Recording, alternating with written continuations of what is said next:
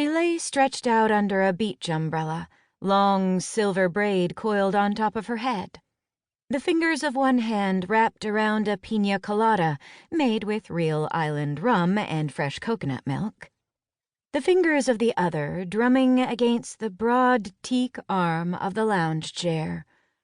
She'd been watching a beach volleyball game, and she hadn't appreciated having her view of half-naked athletic young men bounding about on the sand interrupted by the sight of a falling rock. Usually what she saw was as open to speculation as an election promise. She saw fire burning in the center of Calgary, and her granddaughter holding a double handful of water ready to put it out. She saw discarded antlers on an empty throne, and knew the bloodline had been both challenged and changed. Granted, the elder god rising up from a rift in the ocean bed off Nova Scotia had turned out to be more literal than she'd anticipated, but usually what she saw was the metaphysical equivalent of interpretive dance. She got out of it only what she put into it. Usually.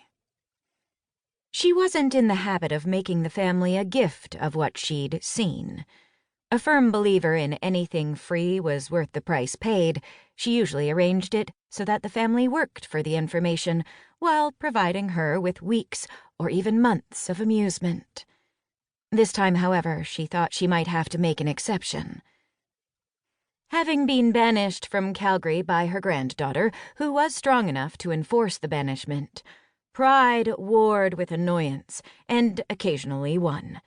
She'd have to return to the family home in Ontario, to the old farmhouse where she'd raised her children and arranged for her grandchildren. In Ontario, in October, when the weather was seldom pleasant even with September barely out of sight.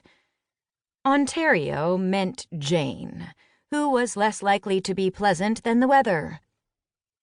A warm breeze wafted past, bringing with it the scent of coconut oil and sweat, the sound of laughing young men willing to be charmed.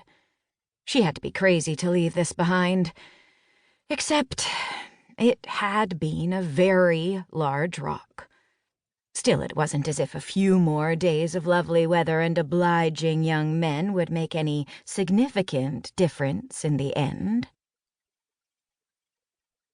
Turns out that 2007 AG5 had masked the other asteroid.